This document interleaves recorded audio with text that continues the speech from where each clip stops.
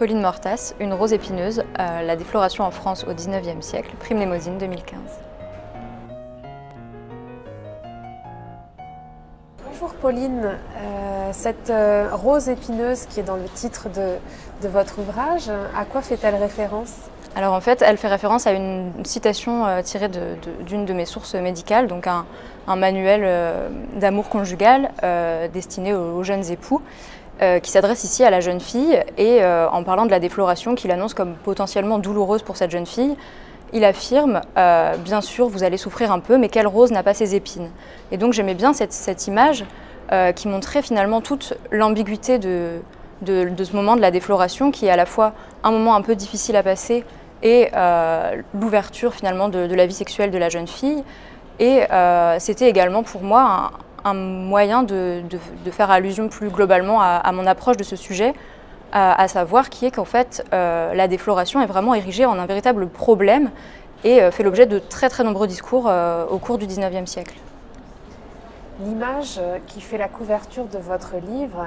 quoique déconstruite, nous laisse quand même percevoir quelques éléments importants de cette histoire de la défloration. Tout à fait. C'est vrai que là, elle est un peu atomisée, mais c'est donc un tableau d'Edgar Degas qui s'appelle Intérieur et qui a été renommé ensuite Intérieur ou le viol, ce qui montre bien la dimension sexuelle assez inhérente à ce tableau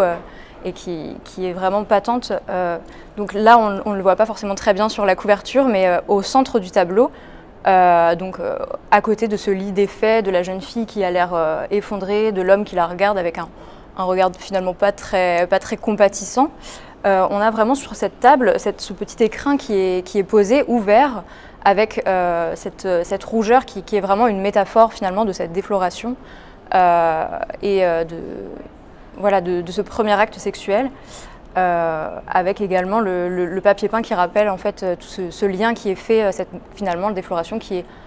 renvoie assez métaphoriquement à la fleur, avec ce papier peint fleuri. Donc on a vraiment tout un ensemble de thématiques propres à ce sujet qui font que je pense que c'était une bonne couverture adaptée à ce livre. Alors justement, ce livre, c'est une entrée très originale sur la société du XIXe siècle, une entrée par la sexualité, mais aussi par l'histoire des représentations. Est-ce qu'il y a quelque chose dans cet ouvrage que vous voudriez là évoquer,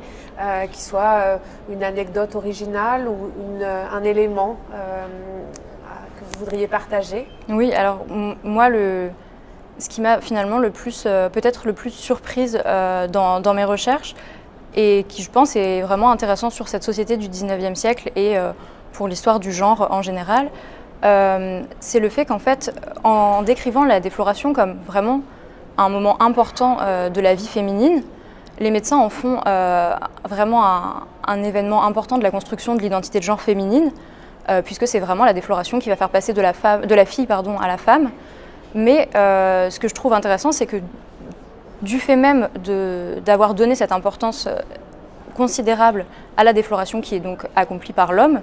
ça a un impact en retour sur la construction de l'identité masculine. Et c'est vraiment un aspect que je ne m'attendais pas forcément à trouver, mais les écrits du fort privé, donc des journaux intimes écrits par des hommes par exemple, témoignent bien du fait qu'il y a une véritable pression qui s'exerce aussi sur ce moment pour les hommes, et que la défloration participe pleinement, peut-être même plus parfois que leur première fois à eux, de la construction de leur identité de genre masculine. Après avoir réalisé cet excellent master, publié ce livre, quelles sont vos perspectives, Pauline? Alors, je prépare actuellement un projet de thèse, donc après avoir passé l'agrégation, la petite étape obligée. Et mon projet de thèse, en fait, se situe dans la continuité finalement de ce master, puisque j'envisage de travailler sur les problèmes sexuels conjugaux en France toujours, 19e et début 20e. Et du coup, le dernier chapitre de mon ouvrage fait assez bien la transition, finalement c'était pas prévu, mais ça fait assez bien la transition avec mon projet,